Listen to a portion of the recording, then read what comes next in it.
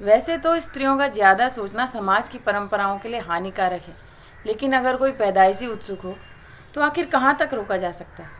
ये बात अपने आप में जितनी ओपन माइंडेड लगती है, दरअसल उतनी ही दिमाग ख़राब करने वाली है। क्योंकि सोच सोच कर ना तो आज तक किसी का भला हुआ है और ना ही समाज ने बदलने की चेष्टा की।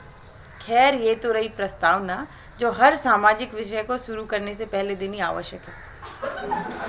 मुख्य बात तो ये है कि मेरे दिमाग में सदैव प्रश्नों की एक आंधी आई रहती है, जो न सिर्फ मुझे बल्कि कई बार तो मेरे आसपास वालों को भी उड़ा ले जाती है।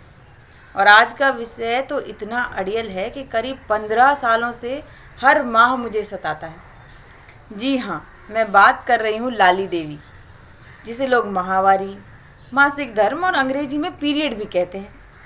अब जिसने भी लाली देवी को माहवारी का नाम दिया होगा, शायद गलती से महामारी को माहवारी कह गया। भाई, तिल तिल कर मरने से तो अच्छा है कि एक ही बार में हैजा हो जाए और मुक्ति मिले। और जिसने इसे मासिक धर्म का नाम दिया, वो भी बड़ा दीवाना रहा होगा। मियाँ लाली देवी के आते ही सारे धर्म कर्म के काम बंद हो जाते हैं, फिर कौन सा मासिक धर्म। वैसे ये भी हो सकता है कि उसका अभिप्राय इसे ही धर्म और लाली देवी को भगवान मान लेने का रहा हो। खैर, जो भी हो, सबसे सही परिभाषा तो अंग्रेजी में दी गई है, पीरियड यानी फुल स्टॉप।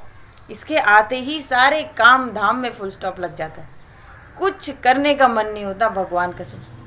आप सोच रहे होंगे कि फर्टिलिटी यानी उर्वरा शक्ति की इस लाली देवी से मुझे इतनी चिढ़ क्यों है। भाई, बात ऐसी कुछ नहीं है। दरअसल लाली और मेरा संबंध आमले और पानी जैसा है, थोड़ा खट्टा और खाने के बाद थोड़ा मीठा। पर हाय रे किस्मत, लाली देवी को तो खट्टे से भी बड़ी चिढ़ है। जब पहली बार मैं लाली देवी के आशीर्वाद की पात्र हुई तो मेरी उम्र मात्र 13 वर्ष थी। उस समय मैंने किशोरावस्था के मजे लेने शुरू ही किए थे कि ये बिन बुलाए मेहमान आ टपके। किसी ने मुझे इनके आने का समय, घड़ी और स्थान ही नहीं बताया। और औरों से तो क्या उम्मीद रखना, लेकिन कम से कम माँ को तो ढंग से चेतावनी देनी चाहिए थी, क्योंकि स्कूल में तो अध्यापक सिर्फ विद्या की देवी का ही ध्यान बताते हैं। बाकी सोचा हो कि हाँ भाई, लड़की है, संभाल लेगी। और तो और, जब जीव विज्ञान में प्रजनन तंत्र यानी रिप्रोडक्टिव सिस्टम का चैप्टर आया तो गुरुजी ने बिना पन्ना पलटे ही घोषणा कर दी कि ये महत्वपूर्ण अध्याय नहीं है, क्योंकि बोर्ड की परीक्षा में नहीं आएगा। लेकिन ये किसी ने नहीं बताया कि यही out of the syllabus chapter जिंदगी की हर परीक्षा में आएगा और क्लीन बोर्ड कर जाएगा। तो यही बात थी कि लाली देवी को मैंने कभी अपना माना ही नहीं। और जब शुरू में मुझे पूजा और रसोई से दूर रहने को कहा गया तो बड़ा भेदभाव सा महसूस हुआ।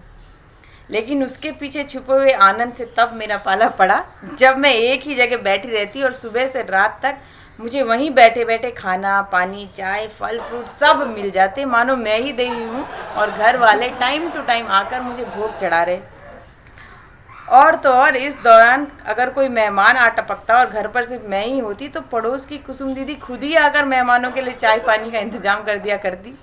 ये सब उतनी ही योजनाबद्ध तरीके से होता मानो शहर में इमरजेंसी लग गई हो और पुलिस की तैनाती बढ़ा दी गई हो। और तो सब ठीक ही था, लेकिन लाली देवी की खातिरदारी में साफ सफाई का बड़ा ध्यान रखना पड़ता। ठंड के दिनों में तो पूछो मत, जहाँ नहाने का भी दिल न हो वहाँ दिन में 2-2, 3-3 बार ठंडे पानी के दर्शन हो जाते हैं। लेकिन आज भी इन सब से बड़ा भय है लाली देवी की कलाकारी का। जी हाँ, हमारी लाली देवी एक ही रंग के कई शेड और टिंट निकालकर इतने भिन्न भिन्न आकार बना सकती है कि बड़े से बड़ा कलाकार भी झक मार जाए। लेकिन भाग्य की विडंबना देखिए, इस कला को काल यानी मौत से कम नहीं समझा जाता। शायद इसीलिए लाली देवी एक भी मौका नहीं छोड़ती अपने कला प्रदर्शन का। मतलब कि इनके प्रति जरा सी चूक हुई नहीं कि ये उन्मत्त होकर बिना पूछे जिस किसी के सामने कलाकारी दिखा दे। और देखने वाला यदि पुल्लिंग यानी पुरुष हुआ तो उतना ही शर्मिंदा होगा जितने कि आप खुद हो। लेकिन गलती से अगर स्त्रीलिंग यानी आंटी, बुआ या काकी हुई तो आपको इस दृष्टि से देखेगी मानो पता नहीं कौन सा पाप कर गई। आजकल की लड़कियां पता नहीं कौन सी बेहोशी में चलती हैं। अरे ज़रूरत ही क्या है ज़्यादा यहाँ वहाँ घूमने की। अब बताओ, औरत ही औरत की सबसे बड़ी दुश्मन हुई कि नहीं। और इन औरतों को आप जियो खुल के वाले चाहे 1000 विज्ञापन दिखा दो, ये मानती ही नहीं कि लाली देवी के अस्तित्व का भान भी प्रकट होना चाहिए। और हिपोक्रेसी तो ऐसी कि जिन स्त्रियों को लाली देवी का आशीर्वाद नहीं मिलता उन्हें स्त्री ही नहीं समझा जाता। और जिन बेचारियों को मिल जाता है उनसे बार बार यही सवाल किया जाता है कि लड़की होने का क्या फ़ायदा अगर इतना भी ध्यान नहीं रख सकती। भाई न थूकते बने और न घूटते। मतलब वही वाली बात हो गई कि जिस बेशर्मी से लोग जिस किसी संतानहीन को जब कभी पूछ लेते हैं कि क्या बात है अभी तक फैमिली प्लानिंग नहीं की, और फैमिली प्लानिंग के लिए जो काम करना पड़ता है उसका तो जिक्र तक करने में लोगों की घिघी बन जाती है, यानी कि उस कार्य को अच्छा नहीं समझा जाता। सच बताऊं तो मुझे हमारे समाज के अजब गजब नियम पल्ले ही नहीं पड़ते। अच्छा बुरा गलत सही इतने विकृत विकार यानी कि विचार है कि कभी कभी तो लगता है कि किसी की कोरी कल्पना मात्र है, जिसे सब ऐसे पकड़ के बैठे हैं कि छोड़ दिया तो न जाने कौन से पाताल में जा गिरेंगे। वैसे मेरी बद्दुआ लगे तो ये सारे समाज के ठेकेदार सच में पाताल में गिर जाएं, लेकिन ऐसा तो होने से रहा, और ना ही लाली देवी की कृपा दृष्टि से होने वाली तकलीफ़ों में कोई कमी आएगी। खैर ऐसा भी नहीं कि हर किसी को लाली देवी की वजह से दिक्कत आती हो। घर छोड़कर जब मैं पढ़ने आई तो मेरे कॉलेज का माहौल बहुत ही खुला था। शुरू में तो मुझे हजम ही नहीं हुआ कि कैसे कुछ लड़कियां अपने पुरुष मित्रों को साफ साफ चेतावनियां दे दिया करती कि भाई लाली देवी का समय आने वाला है तो बचकर रहो। और कई लड़के ऐसे समझदार भी थे कि अपनी दोस्तानियों के लिए खुद ही लाली देवी की व्यवस्था सामग्री जुटा देते। मैं हक्की बक्की सोचती कि भाई वाह, ये भी हमारे ही देश के वीर हैं, और इन मर्दों के लिए मेरे हृदय में अपार श्रद्धा का भाव आ जाता। लेकिन सच्चाई तो ये है कि इस प्रकार के पुरुष पैदा होते ही लुप्तप्राय जीवों की श्रेणी में रख दिए जाते हैं। और महानगरों में नौकरी करने के दौरान कई बार ऐसे मौके भी आए जब कुछ लोग लाली देवी के आगमन को वास्तविक स्वभाव यानी मनोदशा से जोड़ने लगे।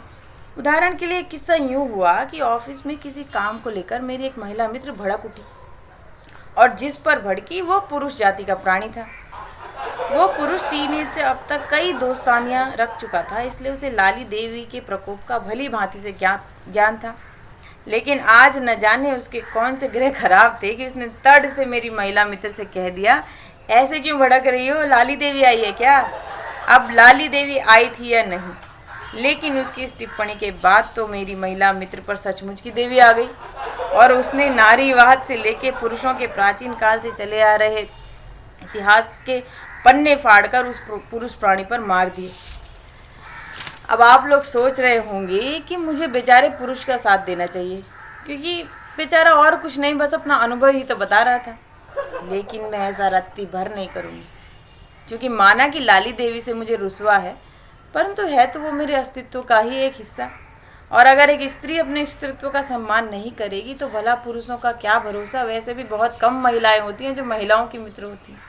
बाकी तो जैसे कबीरदास जी के इस दोहे का लाली देवी से कोई लेना देना नहीं, लेकिन मुझे पसंद है तो मैं कह रही हूँ कि लाली मेरे लाल की जित देखूँ तित लाल, लाली देखन मैं गई और मैं भी हो गई लाल। तो मेरे प्रिय पुरुष साथियों, अब आपको लाल होना है या हलाल होना है ये निर्णय खुद कर लो, और लाली देवी की ओर से लाल सलाम, क्योंकि क्रांति जारी रहेगी। ऐसी और कहानियों के लिए सब्सक्राइब कीजिए, शेयर कीजिए और लाइक कीजिए। धन्यवाद।